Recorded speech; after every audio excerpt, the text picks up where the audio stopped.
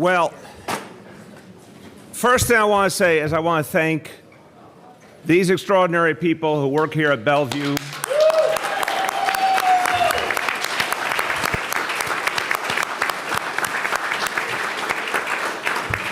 This is a world-renowned institution that does so much good every single day.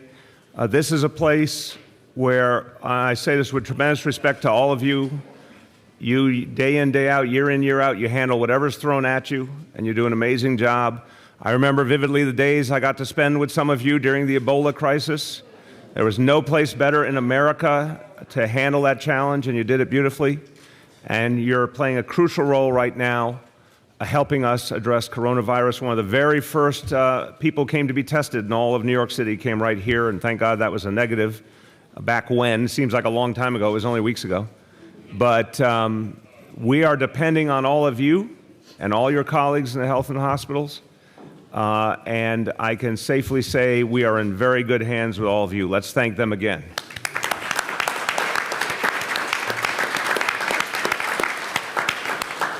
Also, this group is exceptionally good at the elbow bump. I think you guys can go out and teach all of New York City how to do that. I want to start up on our update today. We've got some new information. But I want to say something really clear to all New Yorkers. Every single day we're going to give you new information. Every single day we're going to give you what we have that we can tell you that's clear and helpful.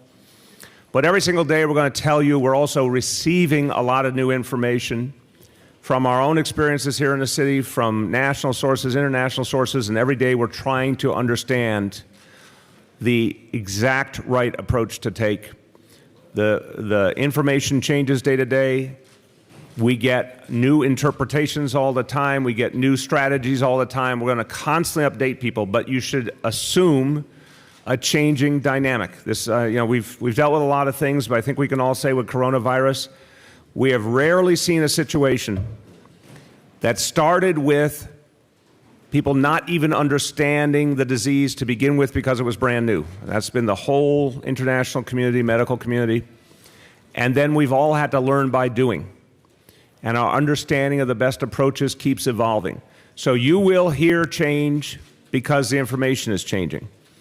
But we are still in the middle of a fight right now. We have to every single day do the best we can with the information we have and the resources we have. So we'll tell you what we're doing, why we're doing it, and then as information changes, we'll provide those updates. The fact is, everything is inherently preliminary at this point because, again, the information about the disease continues to evolve. It helps us to have our own experience here in New York City, our own work from our Department of Health and Hospitals, our disease detectives giving us new information all the time. But there's a lot more out there that we are trying to glean and work with.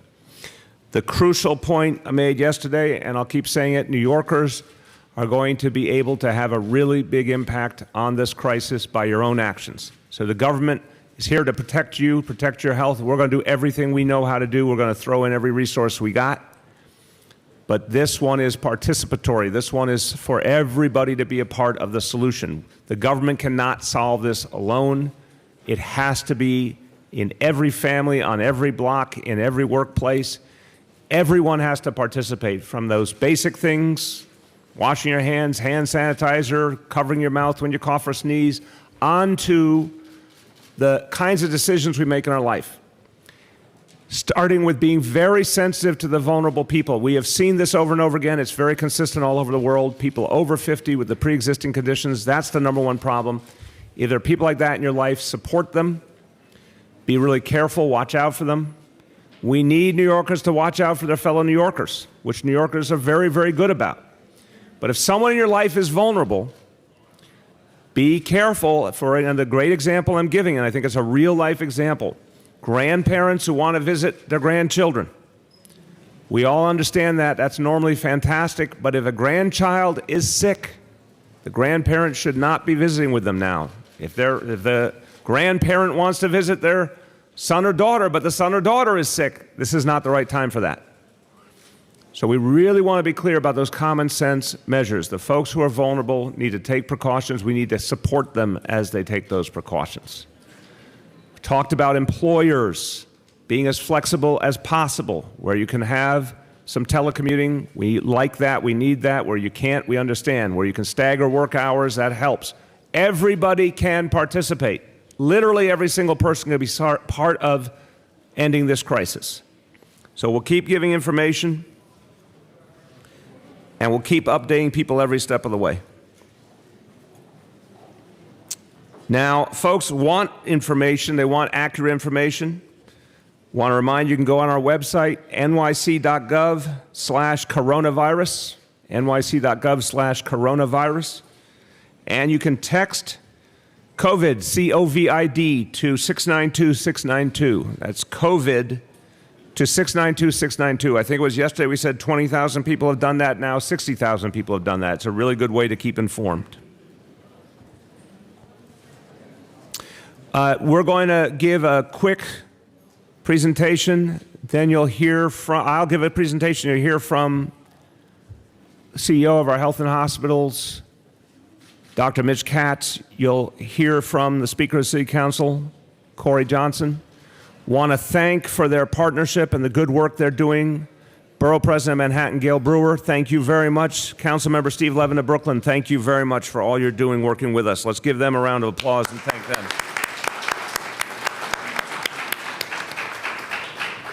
Okay, so as we said, we're now in what we are simply calling phase 2, and that means more and more guidance to New Yorkers of things that we want you to adjust in your life. I gave the example of employers staggering work hours and allowing telecommuting where they can. Again, those who are self-employed, those who have the ability to make those decisions yourself, we want you trying to, if you're going to have to use subways, use it on off hours to the maximum extent possible. Avoid the rush hour. If you can telecommute yourself, we prefer that right now. We need people to be mindful. We have a real concern about the super packed subway cars, particularly in rush hour. If you don't need to be on one of those, please avoid them. Even if it means letting a few trains pass until one's less crowded. And then there's the really basic but very, very important things. You know, a lot of people get sick and they power through it. I got a show of hands, even these healthcare providers. You ever been sick and powered through it? Raise your hand. Raise your hand. Okay. Stop doing that. So what we need to do, all of us, is if we're sick, we need to take it seriously. We need to talk to our doctor. We need to stay home if we're sick.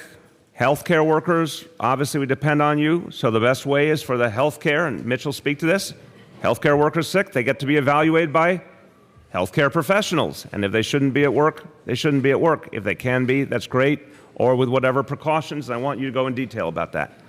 But for the rest of everybody else, if you've got those cold and flu symptoms, don't go to work. Consult with your doctor, make sure you're well before you get in the presence of lots of other people, and God forbid, do not go near someone in that vulnerable group over 50 with the pre-existing conditions. Okay. I'm going to state it just so we're consistent. Over 50 pre-existing conditions, that means heart disease, lung disease, cancer, diabetes, and a weakened immune system. Those 5 areas, we've also said not a condition, but a factor. Smoking and vaping do not help. In fact, they make it harder for someone to handle coronavirus. For folks who have the pre-existing conditions and are over 50, be very, very mindful of who you're coming in contact with. We want you to adjust your routines mindfully. And if you do have symptoms, that group of people needs to get to care immediately. Okay. Now, update on numbers. We have a very rapidly evolving situation on the numbers of cases. And we're obviously concerned when we see more cases, but there's a piece of this that actually is, in its own way, good news, which is the testing capacity is coming online more and more. We still are waiting for that formal confirmation from the FDA that we've been talking about. We're hopeful, but we still want it to be 110% formal. We haven't gotten that yet.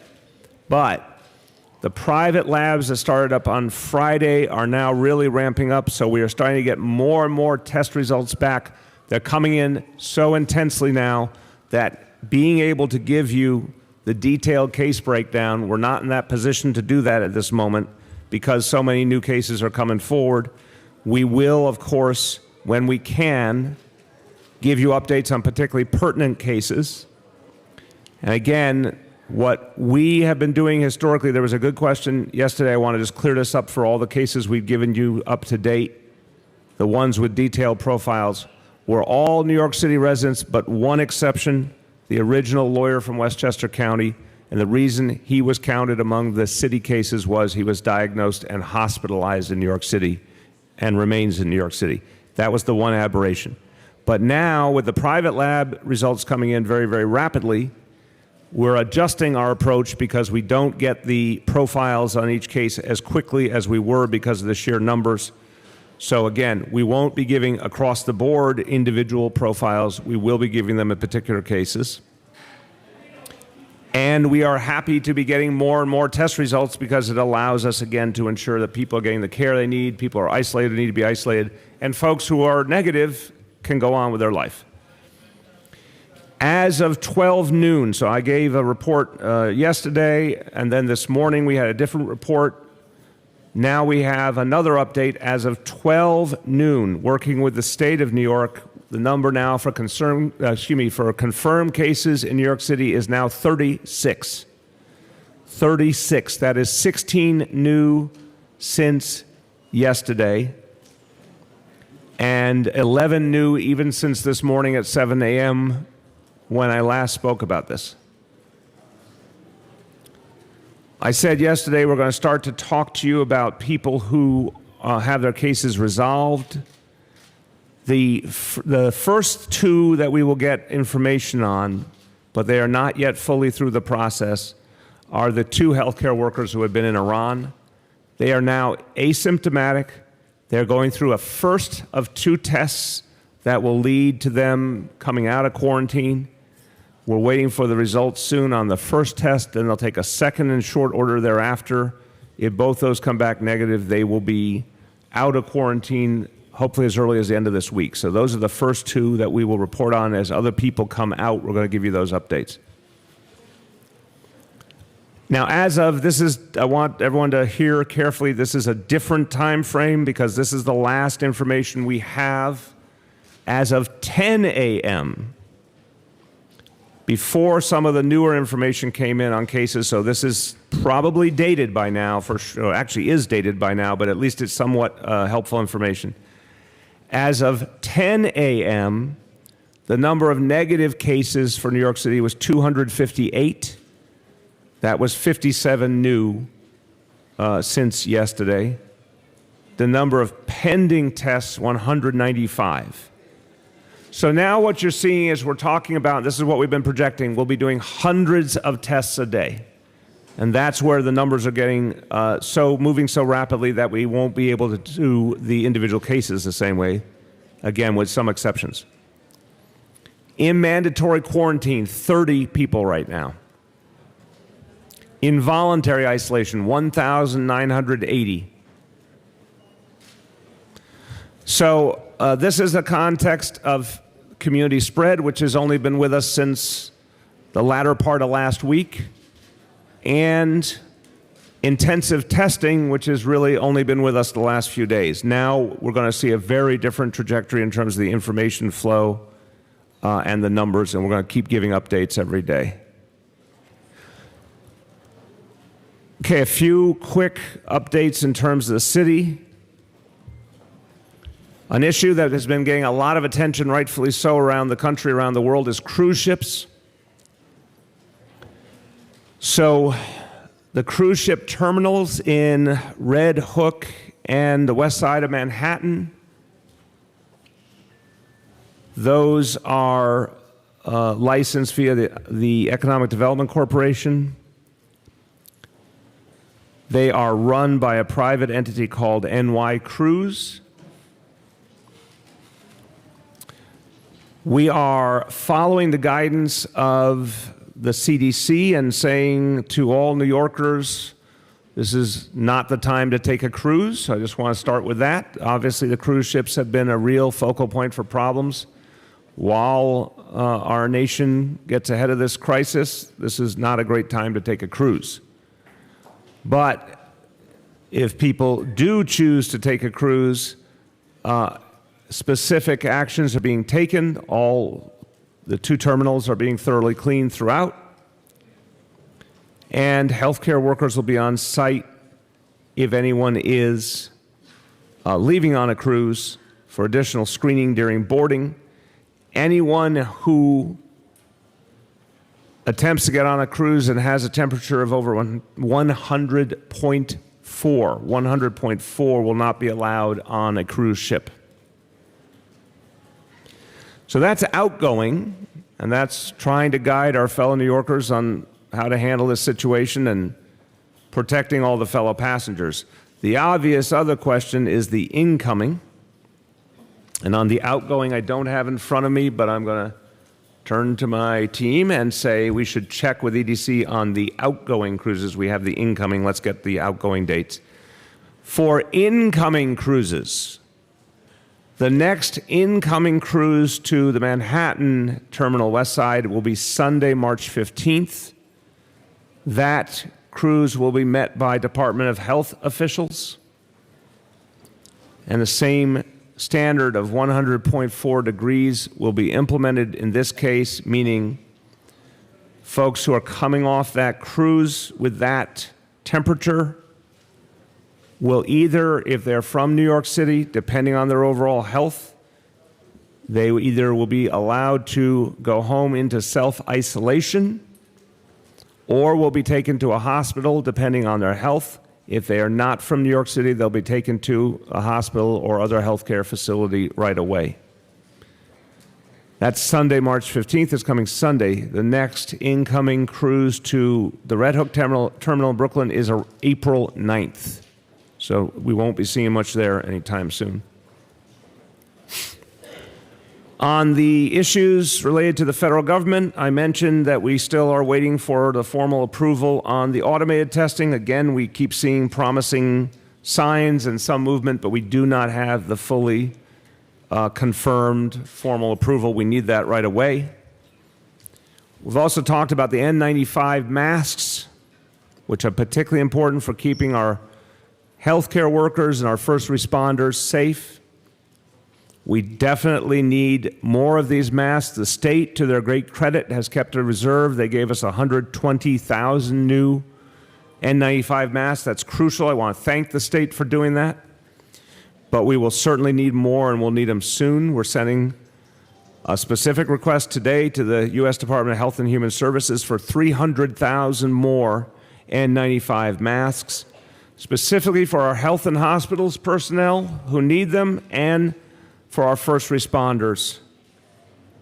That supply, in addition to the 120,000 from the state, the 300,000 more we're requesting from the federal government, if we could get that soon, that will take us through the coming months.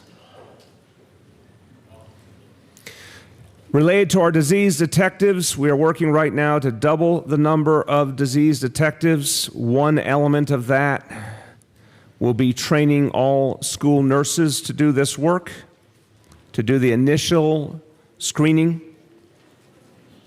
We'll have an update shortly on the exact timeline on the doubling and the protocols we'll use going forward. But one of the most immediate things we'll do is get all of these very effective school nurses into this work immediately. That's going to help us speed up the process. Important note for all New Yorkers, obviously there's information out there about coronavirus, and there's misinformation and there's confusion. One area that should be crystal clear is that it is absolutely crucial for everyone to keep giving blood. There is no danger in giving blood, but we must maintain our supply. At this moment, our supply is okay, but we're concerned. We have seen some workplace blood drives canceled. That is a worrisome sign. So we will be working to make sure that those, as many as possible, blood drives continue. We're encouraging all New Yorkers who can to give blood. I'll be doing that myself in the coming days. And a thank you to all New Yorkers who have been giving blood and everyone who works to keep our supply strong. But there is no health risk related to coronavirus in the process of giving blood. One more update. Yesterday we talked about, later in the day, an emergency medical technician who works for the fire department tested positive for coronavirus. The information we have at this moment is that that was passed along by a flight attendant who is this individual's girlfriend, who had been traveling to an affected area. As a result of this diagnosis, 5 fellow EMTs are in self-quarantine. They are all asymptomatic. The EMT in the time span that's pertinent here treated 11 patients, but when treating these patients, wore protective gear.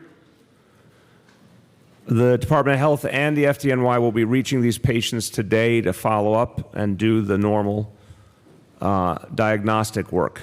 But the good news is they are identified, and the other good news is that the EMT wore protective gear, but we're still going to treat each case, obviously, very seriously. Okay, just a very few sentences in Spanish. Continuamos tomando nuevas medidas para detener la propagación del coronavirus. Necesitamos más ayuda del gobierno federal para proteger a nuestros trabajadores de la salud. Quiero agradecer a los neoyorquinos por sus esfuerzos para acatar nuestros consejos. And that is a thank you to all New Yorkers who really have been following the guidance in so many ways and helping us to address the situation here in New York City. Now to talk about the capacity of our health and hospitals, facilities, and all the personnel, like these good people here, who will be part of fighting off this virus here in this city. I want to turn to CEO of Health and Hospitals, Dr. Mitch Katz.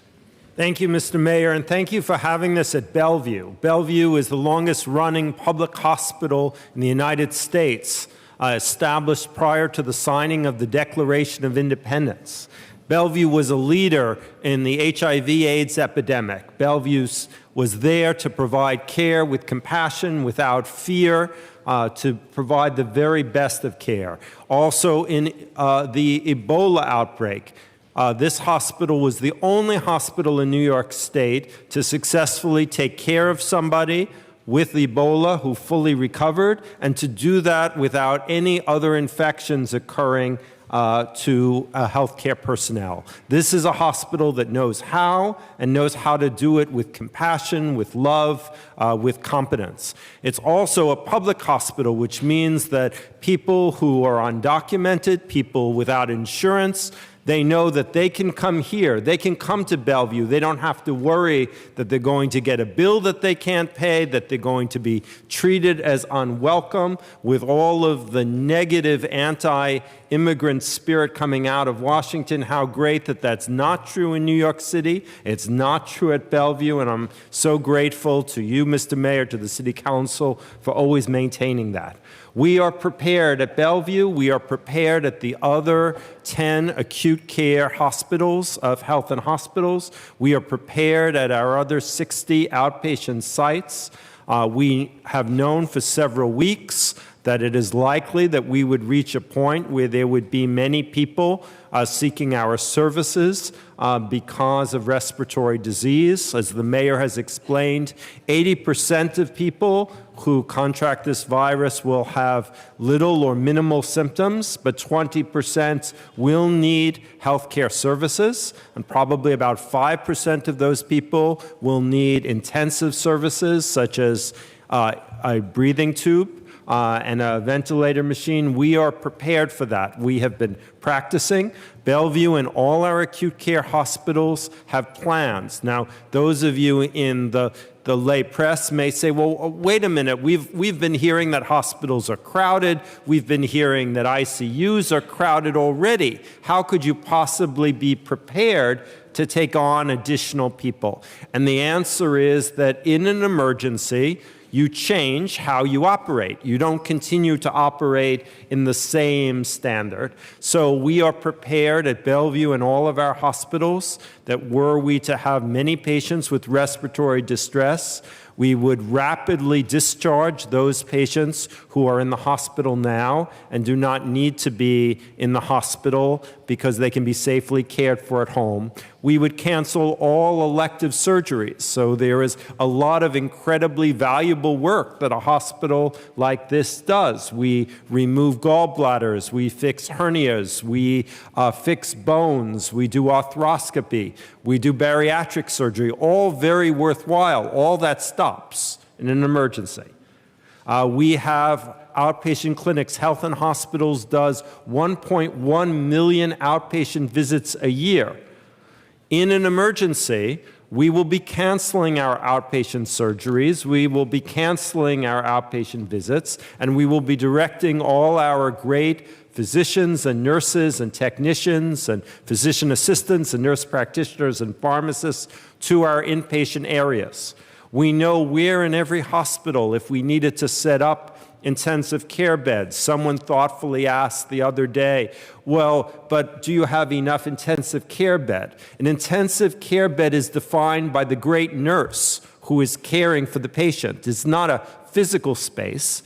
If you give me a great nurse, as I have in Bellevue, I can turn any space into an intensive care space.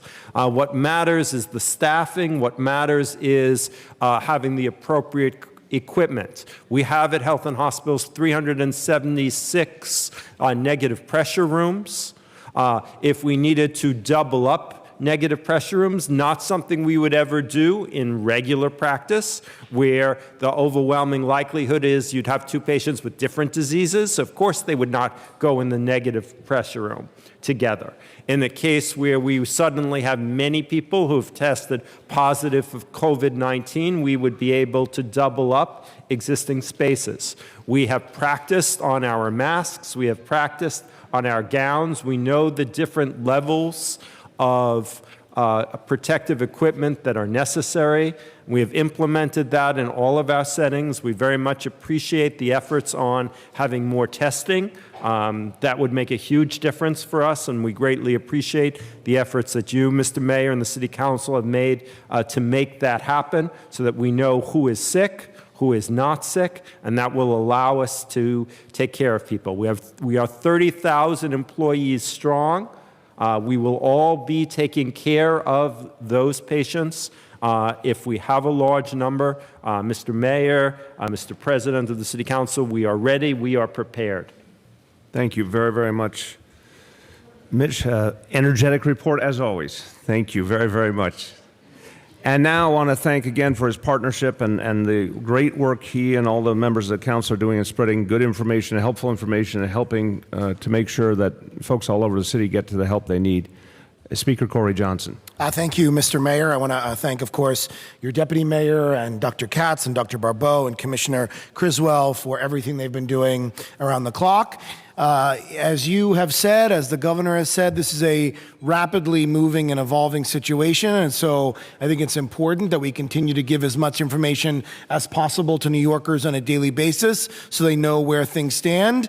As folks know, I decided to postpone my State of the City address, which was supposed to happen this Thursday, and I did that out of an abundance of caution. I didn't want to put anyone at risk. There were some advocates that were supposed to come that have some of the underlying health conditions that Dr. Barbeau and Dr. Katz have talked about over the last few days, and I didn't want to have a speech where people would be excluded, and so we decided to postpone that. But I think it's also important to reiterate that the health department right now, and you, Mr. Mayor, have not called for the cancellation or postponement of large-scale events in New York City right now, except for New Yorkers with those underlying health conditions, elderly people, folks that we have been talking about day after day that are at risk. And as the situation continues to evolve, my message to New Yorkers is to continue to tune in, continue to get the information that the state and the city are giving you on a day-to-day basis. If you have those symptoms, if you have a dry cough, if you have a fever, if you have shortness of breath, we want to make sure that you get the care that you need. And the mayor updated the numbers. I also think it's important to acknowledge that people are anxious. People are concerned. It's what's being talked about on the local news and the papers, on the national news.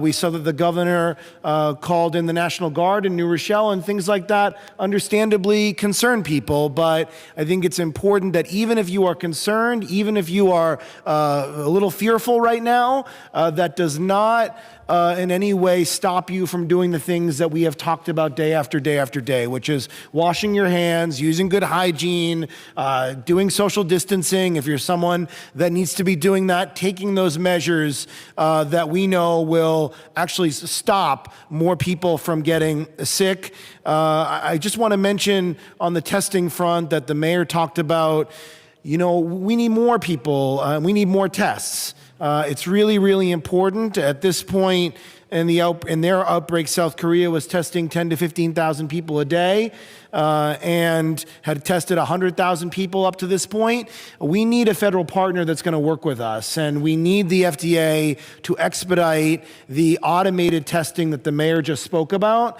It's really, really important. We saw that we got an initial tranche of test kits.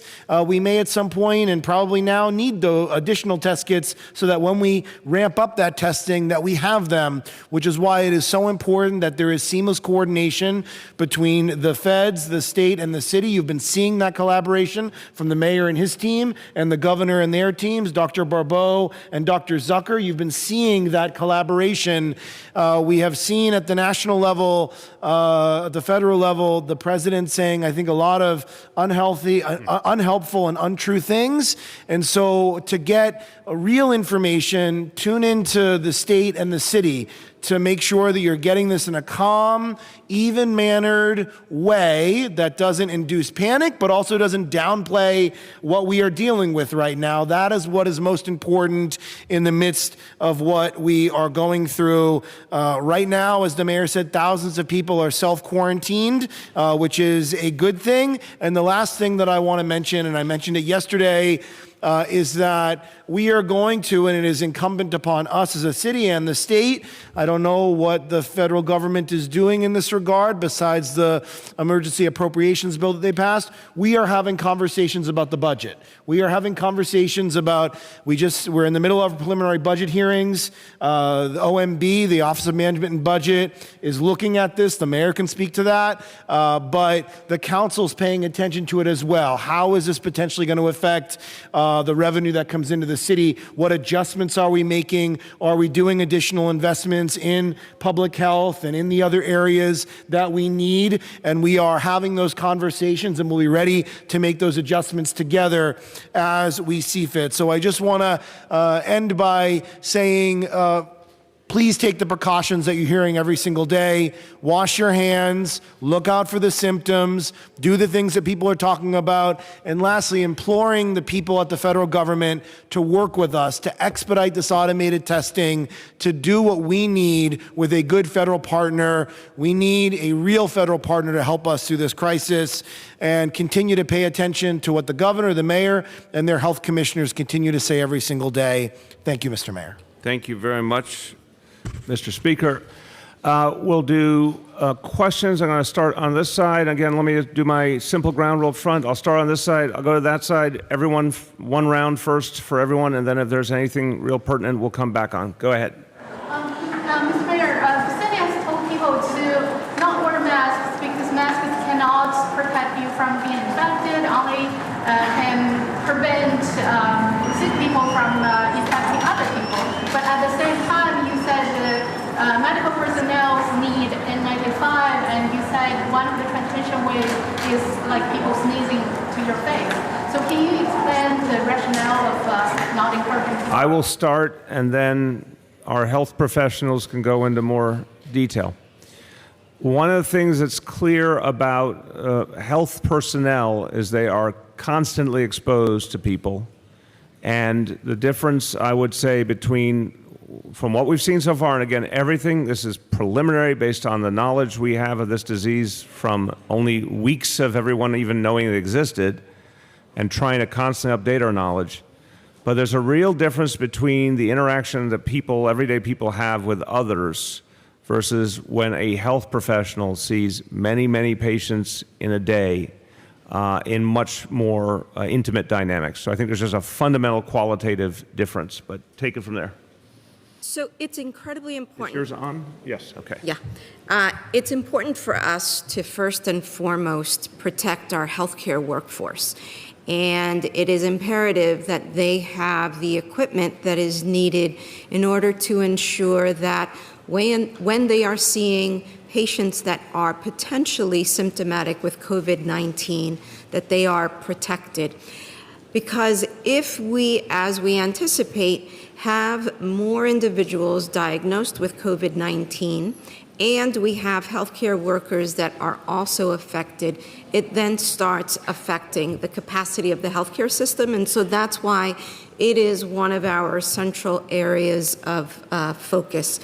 And then secondly, with regards to the utility of masks for everyday New Yorkers that are not symptomatic, the concern is that it provides a false sense of security, the most important and central way to minimize your risk, because, we need to be realistic here. There is no zero risk situation unless you hermetically seal yourself in your apartment. The most effective way is to have diligent hand hygiene practice, which means washing your hands often, thoroughly, and if you're not close to a water source, to use alcohol-based hand sanitizer. And so for everyday New Yorkers, we don't recommend the use of masks, of surgical masks. The one situation where a mask would be useful is if someone is known to a healthcare provider to be coming in because they're ill, then we are recommending to healthcare workers that they meet that person outside of the office or as soon as they come into the office and place a mask on them so that they don't then infect other individuals. Okay, yes. The nurses and other frontline workers had a couple of questions about resources. One, beyond the N95 respirators, I think there was a concern that there could be, maybe not now, but there could be shortages of other PPE, gowns and the regular surgical masks, not the respirators, but the regular masks. So that was one question. Is that something that, do you share that concern that there could be shortages? Is that being addressed? And that's the second one.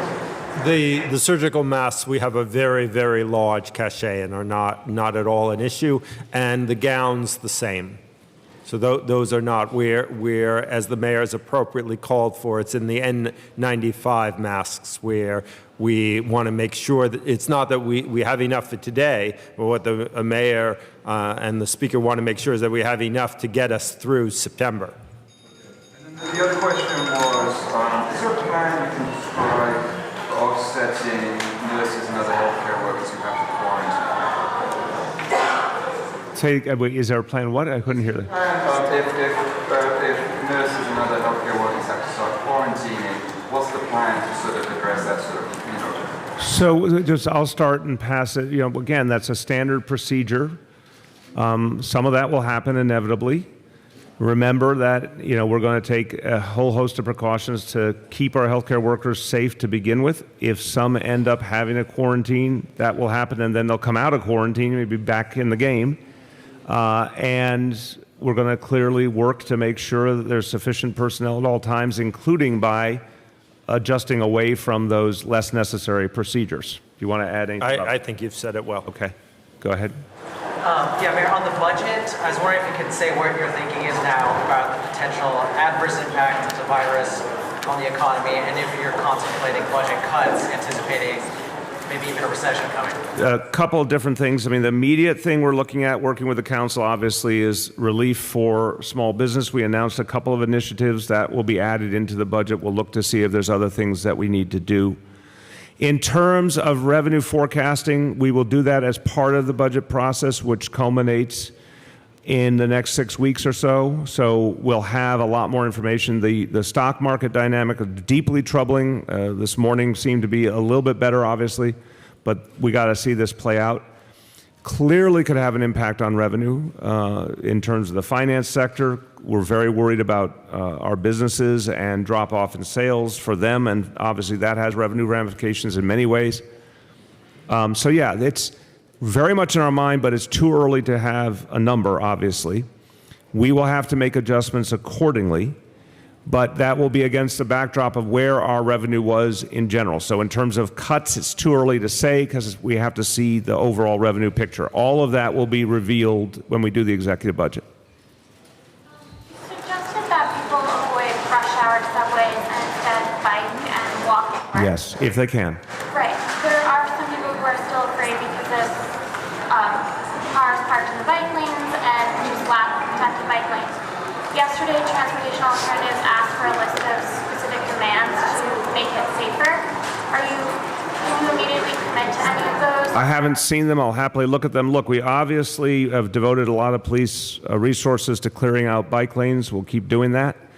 We're dealing with, a crisis here with many, many elements. Whatever we can do that we deem appropriate to help make it easier now, we will. But I again would say, for folks who have the option of walking to work, for folks that have the option of biking to work and feel good about their route, we appreciate that. It helps. But also for folks who ride the subway, if they can even vary the time off of rush hour, either the evening or the morning rush hour, that helps. We know that's not everyone, but it helps to the extent people can do it. Would you bike to work one day to practice your own advice? I have some work to do on my bike, but I think that would be a great idea. Let me see if I can do that sometime soon.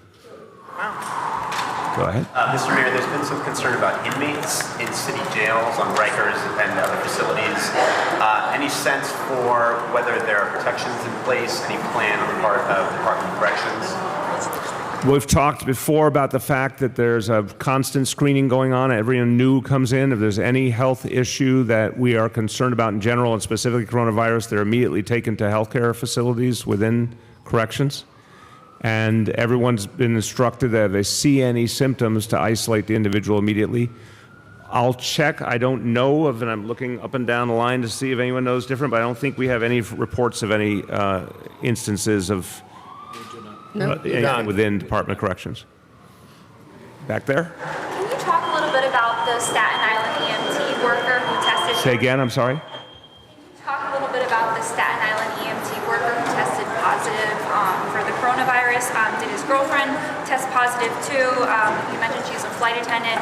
Which country did she travel to, and do they live together? And can you confirm? Yeah, I only have what I've given you, and I want to be very careful. I'm looking to Freddie. I didn't say Staten Island, so I want to make sure we're all being very careful about our facts. The profile I gave of the EMT worker did not include where he works or lives.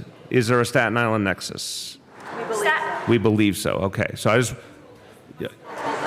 again, respect the hospital. I want to make sure we're always giving you accurate information. Let's just confirm all that before we go any further. But that's all the details I have. About the process of when a hospital learns that someone has tested positive for the coronavirus, who is alerted next? Our reporters, when we tried to confirm this information, we reached out to the state. The state said to reach out to the city. And wait, back up your question a second. I want to make sure I understand it. You're saying when someone is test positive. Protocol for alerting the public. When we found out about this case on Staten Island, we learned from hospital sources. Okay. I want to make sure, again, I don't mean to interrupt, except I want to make sure we're really being clear about the consistent reality. We've been updating you guys essentially daily, and I'm sure we will be for quite a while. We give you the numbers as we have them. If there's cases that we can give you a detailed profile on, we will. That's going to get harder with the numbers coming in. I will just ask people to, for simplicity, because we're going to be constantly updating, and we're making sure that as best humanly possible the information is confirmed. Sometimes an institution has information, and I'm sure it's accurate a lot of the time, but it may not be exactly what we confirm. So we are trying to be the central clearinghouse information and put it out constantly. But that may not be, going forward, those individual profiles simply because of volume. So whatever we can put out, we're going to put out. I think the simplest thing to make sure you're getting the whole story is to lean on these briefings and the other updates that our press office is putting out. Go ahead. A question for you, Mr. Mayor, and a question for Dr. Barbeau. For you, I'm wondering what our current testing capacity is, if we are at capacity. And yesterday, you essentially said that there's plenty of people who may have it who aren't going to get tested. But what we saw with the South Korea example that Speaker Johnson pointed out is that aggressive testing really helped reduce cases.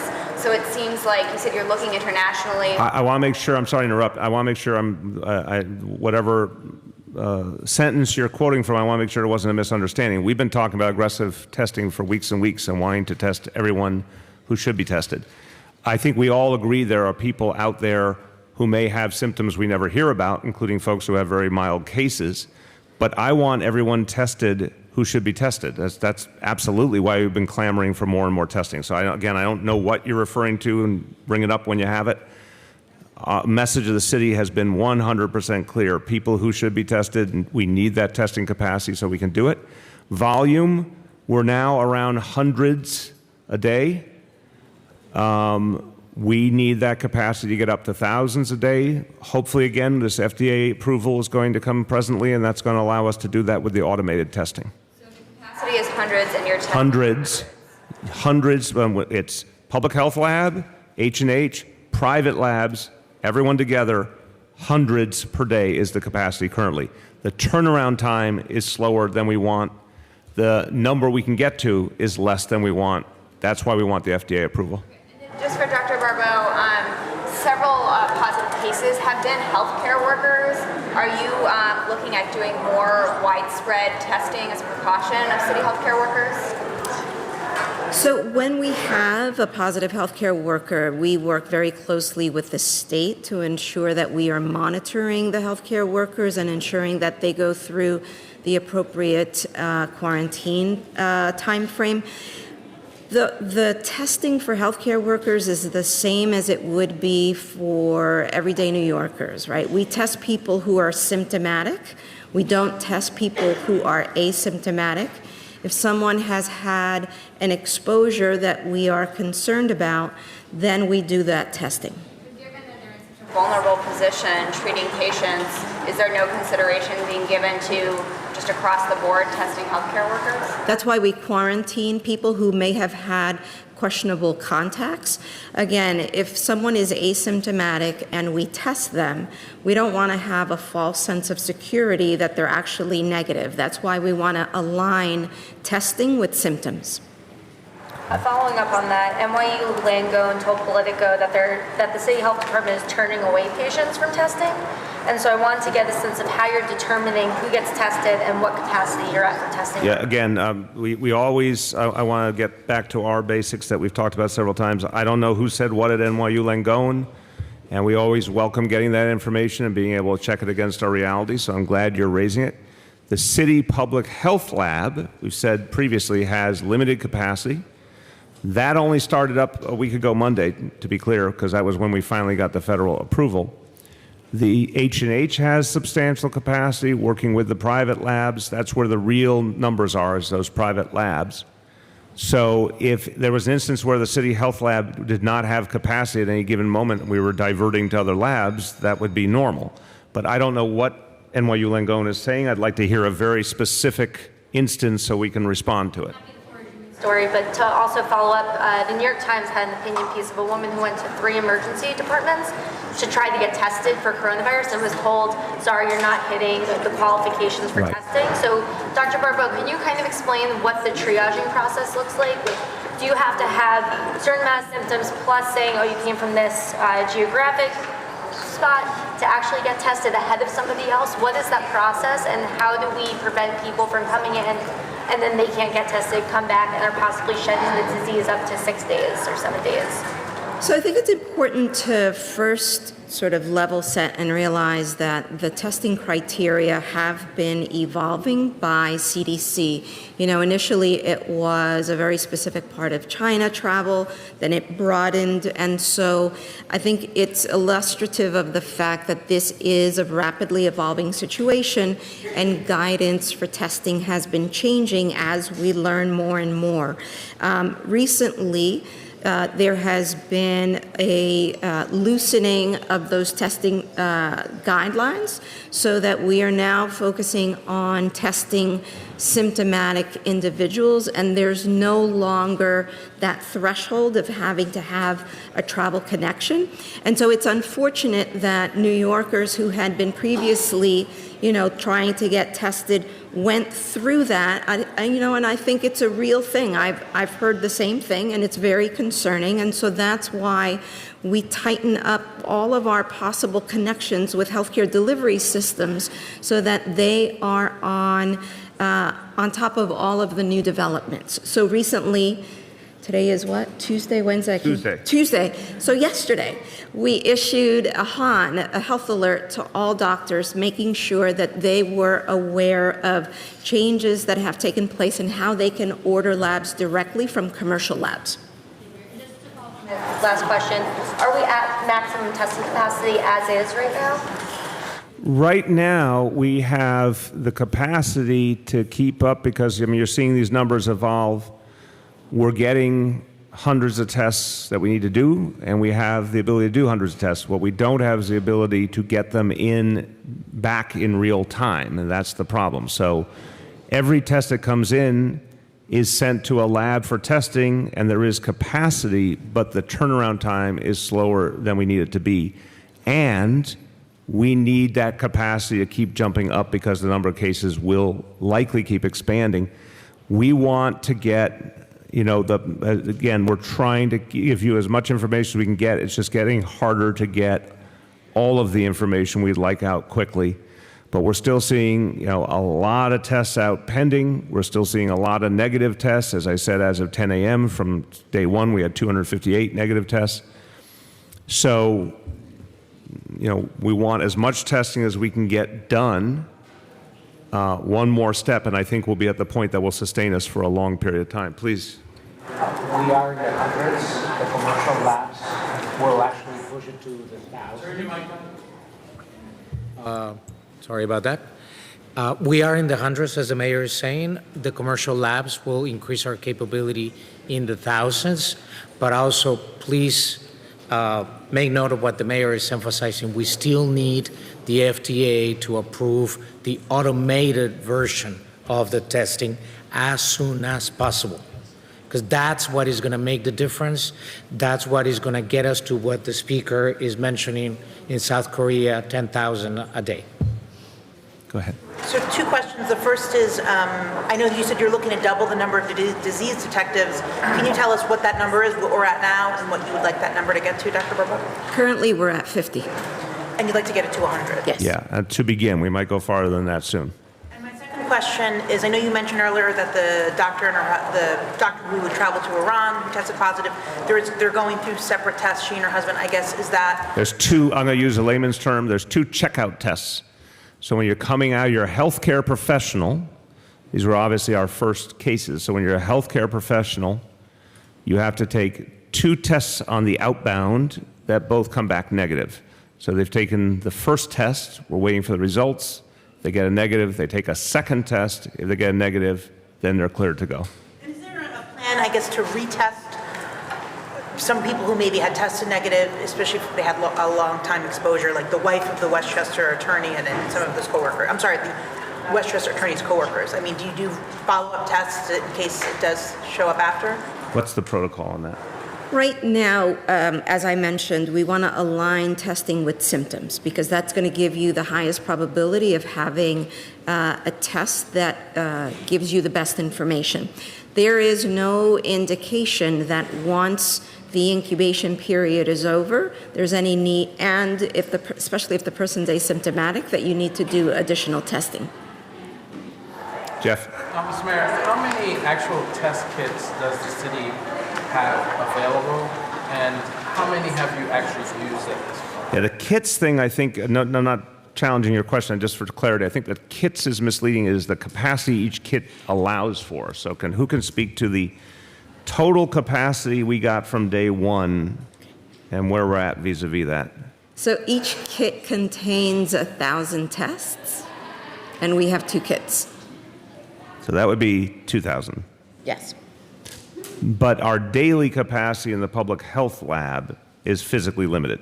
Is physically limited. So currently we can do samples for 60 people, which is 120 tests, and we are looking to expand that capacity to roughly 100 people a day.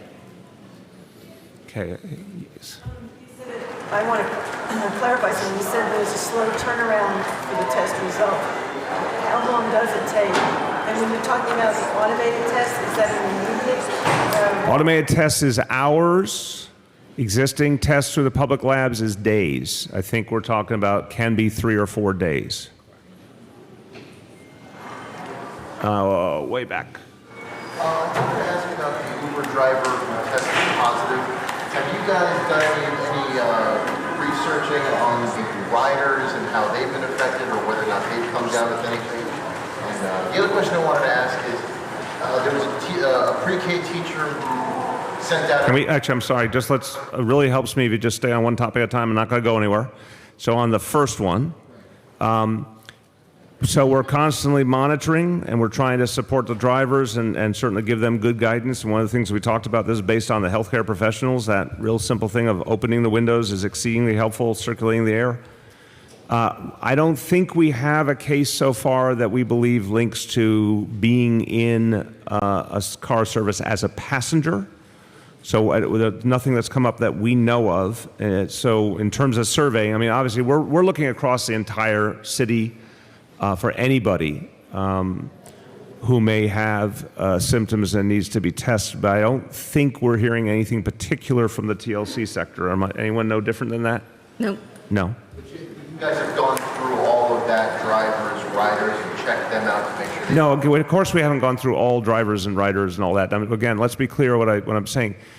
We have, the city has almost 400,000 employees. The driver sector is huge. We're not calling each person and checking on them. We're going the other way around. We're trying to inform people what they should do if they have symptoms, and then what to do if the symptoms are particularly problematic or they have those underlying conditions. And the healthcare system, and Dr. Barbeau, I think it would help if you explain, you get a constant flow of information from all elements of the healthcare system. I don't think we've really said that clearly enough to people how that works, because that's the way we see each case and we have a sense of what's going on. Could you speak to that?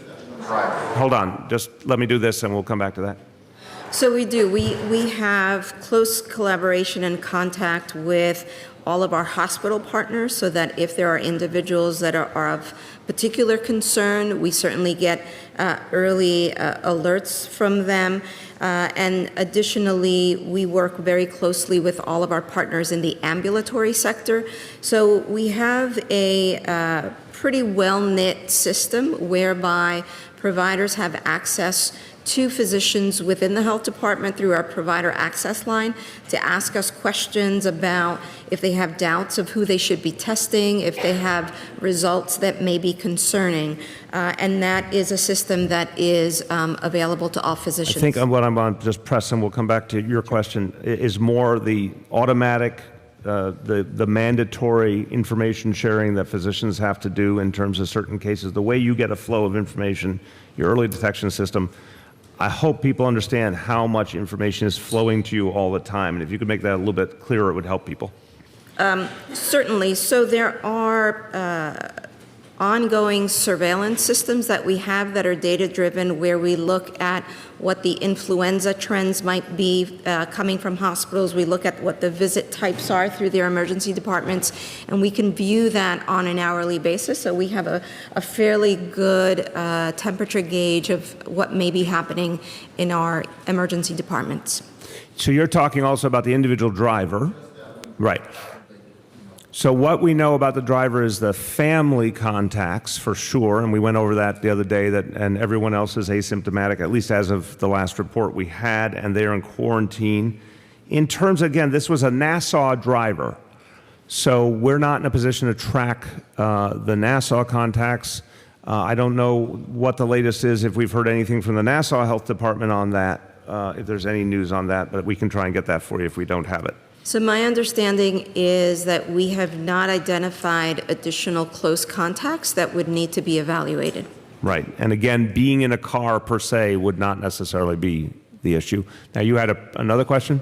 Yeah, there was a teacher, I think he teaches pre-K, who sent out a tweet saying that coworkers were being denied tests for the coronavirus. Have you heard about that? Or have you heard No, and look, we would welcome getting that information. We'll follow up with that teacher right away. But again, if someone was not symptomatic, that we're not doing tests for folks who are not symptomatic. So we as much as I want that flow of information directly from people, and a lot of times everyday New Yorkers, everyday public servants will raise a concern that we're not seeing clearly enough, or we need that information. If someone tweeted out, I just want a coronavirus test, and they're not symptomatic and they're getting turned away, that's right. They're not supposed to just walk up and get a test with no symptoms. So we need to know more about that. According to the tweet, it said that they had shortness of breath and high temperatures. Okay, so we need to know what happened specifically then, and we need that contact so we can follow up. You can just, if you hand that off to Freddie, we'll follow up and then we'll get you an answer. Who has not gone? Go ahead. The Chinese healthcare worker in the New Jersey's first hospital case is now hospitalized. Which one? I'm sorry, you said New Jersey? Yeah, he was New Jersey's first hospital case is now hospitalized in New Jersey. He's asking to be transferred to Mount Sinai Hospital in New York City. Would you accept this request? And what is the protocol? I don't know the protocol. It's a great question. What is the protocol? That would go doctor to doctor. Often we do transfer patients, especially if this is somebody who is at a hospital that does not have the capability of Mount Sinai.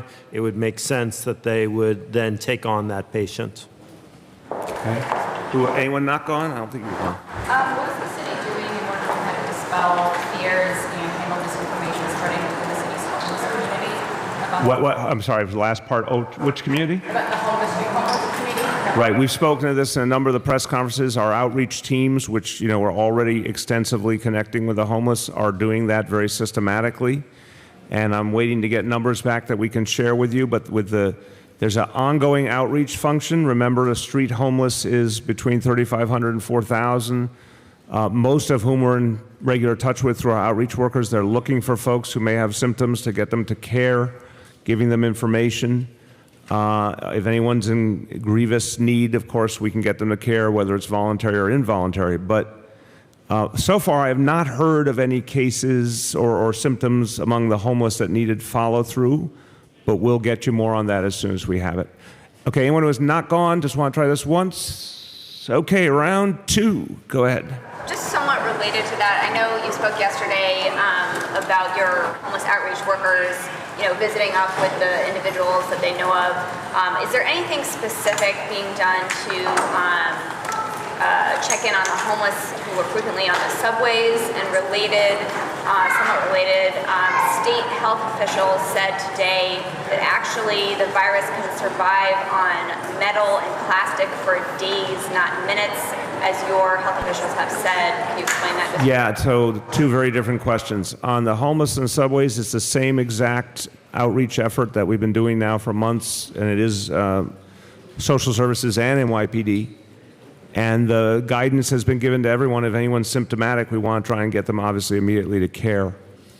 I was briefed on the latest information coming to the state. What I am told, and I'm happy to confirm this, is that there is a new study that suggests that the state is evaluating, and we will evaluate too. That is a study that we have not seen previously. It's one study. We take it, obviously, every study seriously, but we have to evaluate that. And as I understand it, the state is in the process of evaluating that as well. Go ahead. Question for the mayor and the speaker. Are you allowing your staffers to telecommute?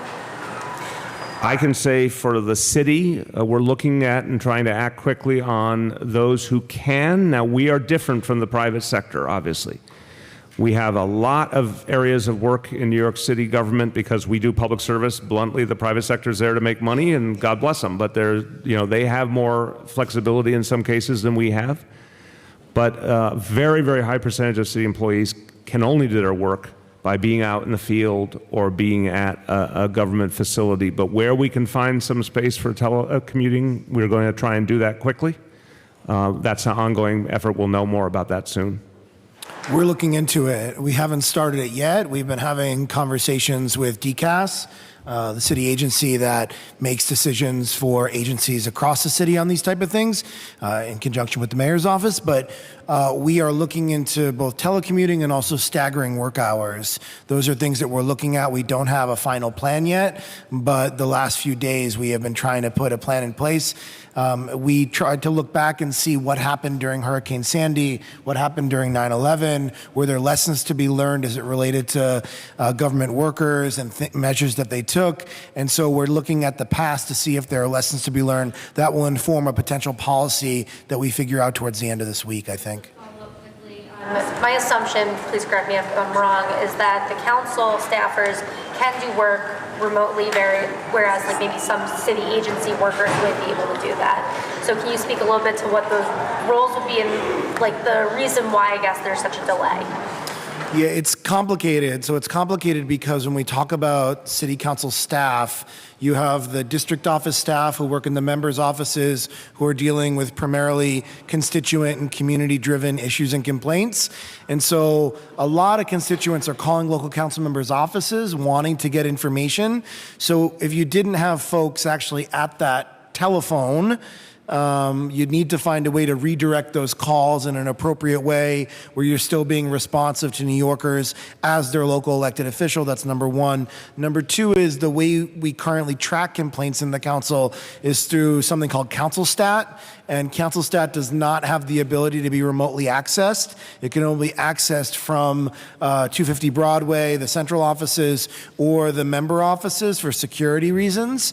If you have people work from home, you wouldn't have the ability to have the same access to case files or to log complaints in the same way. That's different than 250 Broadway, where you have the folks that are working in the legislative, budget, general counsel, administrative services, land use divisions, who are doing that work every single day. So we have to take those things into consideration as we make a decision like this, and those are some of the things that we're looking at right now. Can you just describe the process of when people who have been in quarantine and they're getting checked up on or having the tests? I mean, does the Department of Health, is there a protective measure that goes into that? And then You mean in the mandatory? the mandatory, yes. Right. So just I'll start and then to the commissioner. So the mandatory is a daily phone call and then the spot checks several times a week. And that spot checks in person. Right, the spot checks are in person, and we talk to the individual through the door.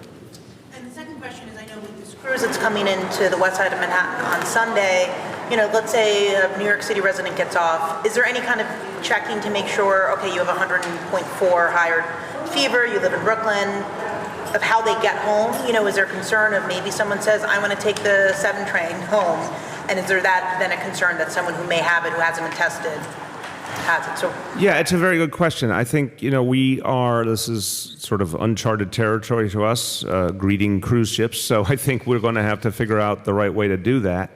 Obviously, anyone who needed medical care, we have ambulances, but I think it's a very good question. If we got someone who it's appropriate for them to go home and isolate, we want to make sure they get home safely. Obviously, we'd like that to be as simple a procedure as possible. Maybe something we can do to facilitate that, but it's literally brand new, something we're dealing with today. So unless you have another answer, I think we will get back with more detail tomorrow. Yeah, I would say that we collaborate with the CDC and along with EMS to see if we need to transport anybody. So we'll be playing, I think for right now, a coordinating role along with CDC. But more details to follow. For you, Mr. Mayor and Mr. Speaker, today you decided to cancel your State of the City speech, which attracts several hundred people, you mentioned, and you guys still aren't, or the mayor still isn't saying whether he wants to cancel the St. Patrick's Parade, which brings about 2.1 million people. Why did you decide to cancel your State of the City speech, and what do you personally think? Do you think the St. Patrick's Parade should be canceled? I'm not in the position to say that about the parade at this point because, again, as you've heard from the governor and the mayor, the health commissioners and the top staff who are working with the governor and the mayor make these decisions on a day-to-day basis given the most current information that they have, and we want to be honest with New Yorkers and say that we understand the fear and concern that are out there, but we don't want to induce panic by making rush decisions way ahead of time. The mayor and the governor and their teams continue to talk, and I'll let the mayor answer that question on when would be the appropriate time to actually figure that out. As it relates to my State of the City, my State of the City is not a sort of necessary event. It's not something that has to happen on a certain day. I've been excited about it. I've been working on it for a long time.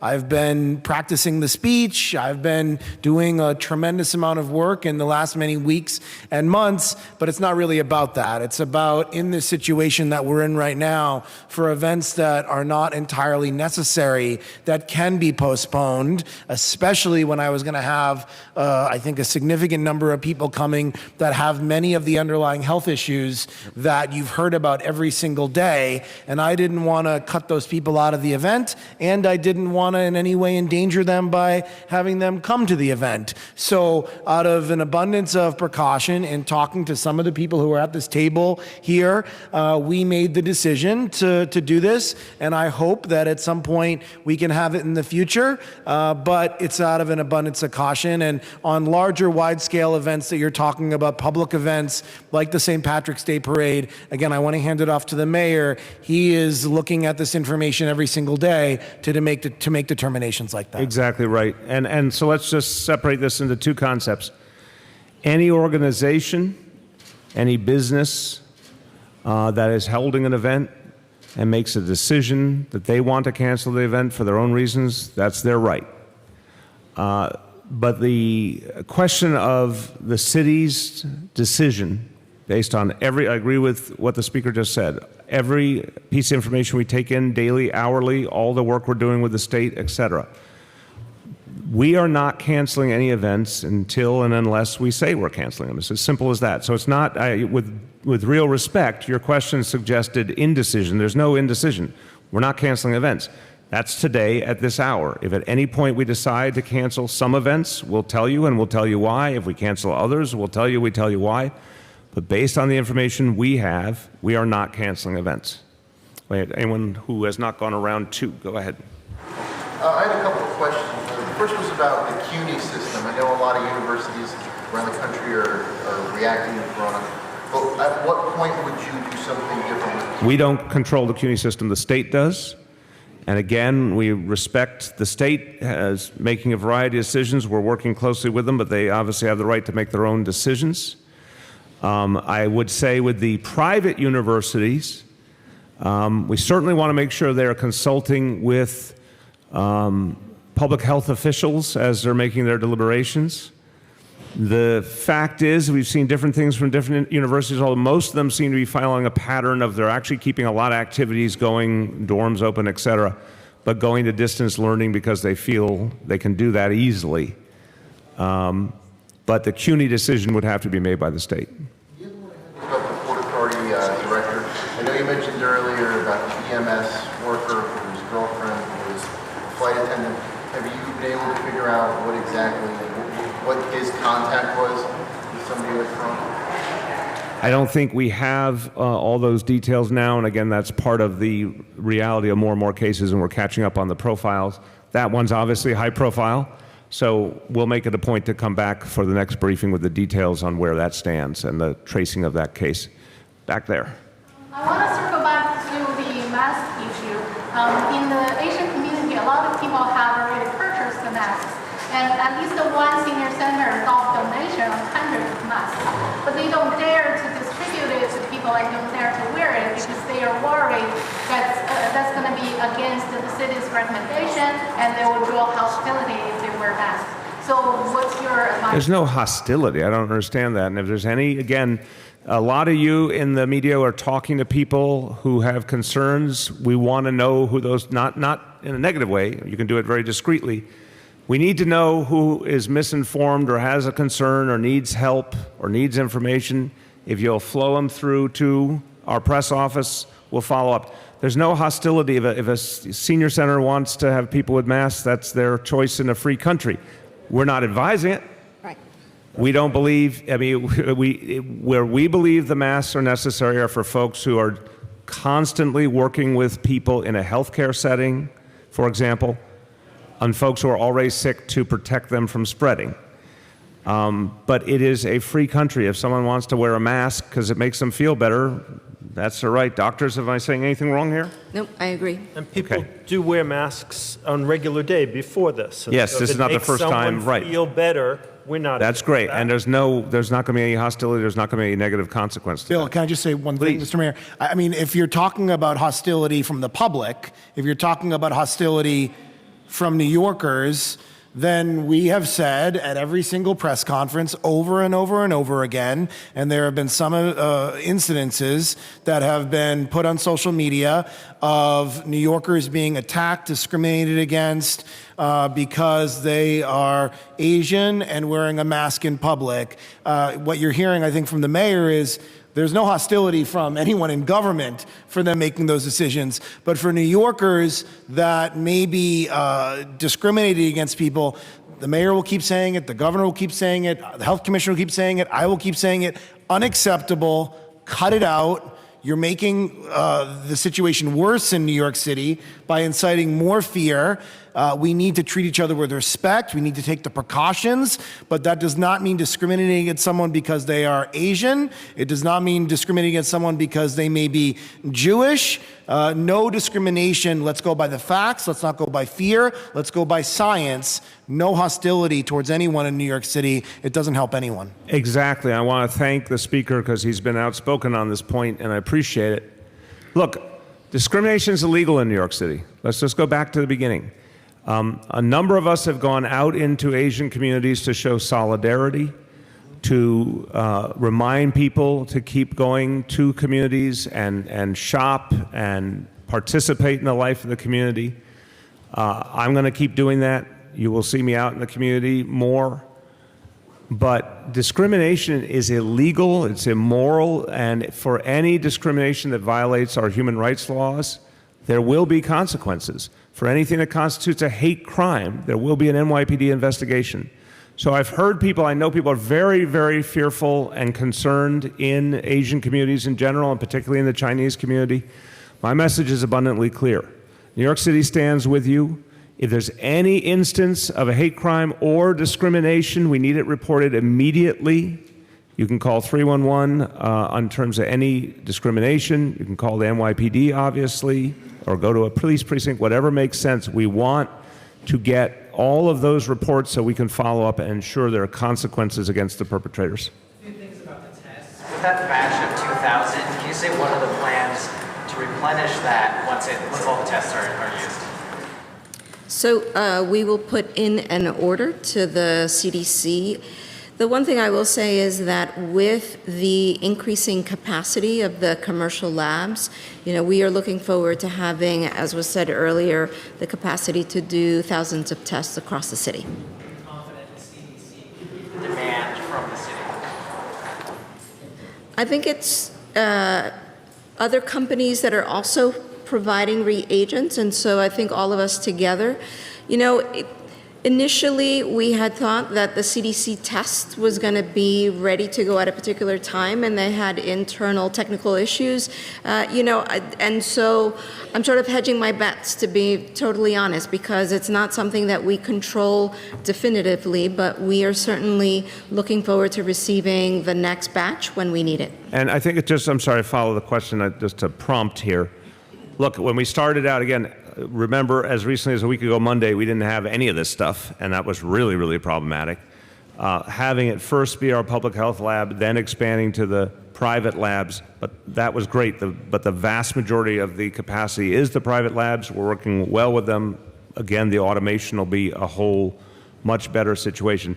But I think, Commissioner, it's right to say, so long as between the public health lab, H&H, and the private labs, there's always capacity to do testing, it's fine either way, right? Exactly. I mean, we can Yes. work with any and all of those pieces. Exactly. CDC, it sounded like, are they no longer, I know there were some stories about their own in-house tests for problematic. Are they like farming out the tests now to other companies? Like who's actually making? No, they're still having their own test. It's their own test. Go ahead. How many mechanical ventilators does the city have access to? And I also have a question for test. H&H alone has 1,000 ventilators. And so we represent about 20% of the inpatient volume. So I would times it by 5 to have a rough estimate of what's available in the city itself. That's 1,000 within the engineering system. Do you have any Correct. beyond that? He just said that. He said you can assume that since they're 20% of the healthcare system, just assume parity. 5,000 would be a good rough working number. We can check that. I would assume the voluntaries have at least as much resources Yes. as you have proportionally. Yes, absolutely. So we can verify, but I think 5,000 is a good working number now. And on the testing, my understanding was the FDA's EUA towards what the New York State Health Department also included the New York City Department, the lab, wherever it is near here. But you don't mention the New York State kits that have that authorization. Is there, are we trying to get the reagents, the kits from? I'll just want to start and then pass to the commissioner saying, remember New York State, we are a big part of New York State, obviously, 8.6 million people. But there's even more people outside of New York City and New York State, and the Wadsworth Lab plays a crucial role for the whole rest of the state. But go ahead. Yeah, I mean, is your question if we have our own kits or if we share kits? I don't understand your question. You're sort of saying you were waiting on the CDC and the CDC only for replenishment. And I guess I wondered if it's not also possible to turn to New York State and Wadsworth for replenishment. Well, we have our independent kits, and we can order independently from the CDC. Okay, we're going to finish up. Let's go this way through these last few. St. Patrick's again, Chief. For your office, did anyone from your office meet with the NYPD or OEM today? Either way, can you say sort of what the mood is from I'm sorry, I heard NYPD and OEM. And met with the NYPD and OEM was, well, she is still there. Right there is OEM, so go on. But what's the question about NYPD? NYPD today, can you say a little bit about what their thinking is now on St. Patrick's? Look, let me just start and pass to you. Again, the NYPD is always going to look at the broader security concerns around St. Patrick's, logistics, et cetera, safety. This is, the new fact, but that's every single year. The new factor here is on the health side of the equation. So we'll certainly be well coordinated, but that decision is going to be with the healthcare professionals ultimately. Good. Yeah, the only thing that I'll add is, we have representatives from all city agencies working in task forces every day at the Emergency Operations Center, looking at not just the St. Patrick's Day Parade, but a variety of other things. And so we're continually working with the health department to determine what decisions we need to make. Okay, final round over. I got 1, 2, 3, 4. That'll be it. Go ahead. Michael Bloomberg launched a coronavirus response network for mayors. Will you be joining that? I don't know anything about it, but I'm happy to work with all my fellow mayors. I've been working with the U.S. Conference of Mayors. I've been in regular touch with them. I think we're doing a conference call with mayors around the country on Friday. But if there's something else that will help us, we're happy to work with everyone. And so I was curious if Health and Hospitals has any capacity for telemedicine, considering the coronavirus outbreak. Like, are there any plans in the works to have telehealth services to people who then you could kind of screen as saying, you might have coronavirus, why don't you come on in and we're prepared for it? Yeah, so we actually have pretty good telemedicine, especially when you realize that in most cases for symptom review, a regular telephone would work just fine. You don't generally need to see the person. It's more. So we would mostly do voice, but we do have the ability to do full telephonic evaluation. And how available is that to patients? Well, obviously the phone is fully available. The telephonic right now is more limited. No, you said the phone and the telephonic. Those are I'm sorry, the video is more limited. The video is more limited. Sorry. The phone is very variable. Okay, who are the last two? 1. I wanted to get some clarity on, you mentioned that you're not testing people who are asymptomatic and self-quarantine. Are you not doing that because there's not enough tests available? And my last question is, are you guys planning to do like a borough breakdown of coronavirus cases at any point? So we were simply trying to get information out in aggregate. Over time, I'm sure we can do a borough breakdown as well. So if you guys will follow up on that. I think, Dr. Barbeau, it would be helpful to just clarify. Again, we're going to have asymptomatic people who remain asymptomatic, and if someone is asymptomatic through the entire reality, that says a lot, obviously. And our central concern is symptomatic people, where that's where the concern is about spreading the disease, and obviously their own health needs because they're symptomatic. So I think helping people understand why it is not our priority to test the asymptomatic. Capacity is an issue, but it's much more about prioritization. We want to get to the folks who need the help first and not do a lot of extraneous testing compared to those in need. Yes, Mr. Mayor. So the priority is those individuals that are at greatest risk, so over 50 and have one of the 5 chronic underlying diseases that we mentioned. Additionally, individuals who may be very sick and hospitalized. We are not recommending, we will not test asymptomatic people because they are not the ones that are responsible for spreading the illness. So it has nothing to do with the fact that you guys don't have enough tests?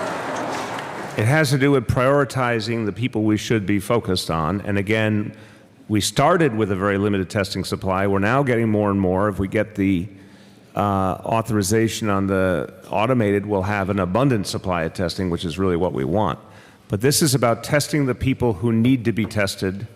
We don't want a situation where everyone in New York City says, I just want a coronavirus test despite the fact I show no symptoms whatsoever, I have no nexus to travel, no nothing.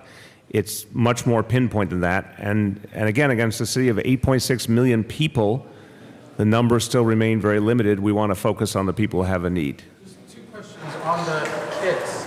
You said you have the number of kits you currently have. Does that mean your capacity is 1,000 people to test? Is that accurate? And then what is the order of priority for you guys? Is it more CDC tests, the automated tests? The automated. That is your. The automated is the whole ballgame. That takes you from that guarantees you're getting to thousands a day and quick turnaround. We need those 2 things. And then finally, Mr. Mayor, have you canceled any of your political travel on behalf of... I have no political travel, so there's nothing to cancel. I mean, have you canceled any plans to go... I literally, listen to the actual answer. I had none scheduled, so there was none to cancel. Okay, everybody, we'll have more for you tomorrow. Thank you. Mayor, could you try to do these on time? I know it's We can't until we're ready. There's constant, it's a fair question, Yeah. but this is literally ever evolving. We're not coming out until we can answer every one of your questions. So again, guys, we're estimating the best start time, but as you saw, the governor's press conference brought out a lot of information right ahead. We can only do what we can only do. I'll ask Freddie to be conservative. The one time I'll ask you to be conservative in your timing, because we obviously don't want you waiting for no reason. But if we are getting breaking information and details, the last thing we want to do is come out and we can't answer your questions. Thanks, everyone.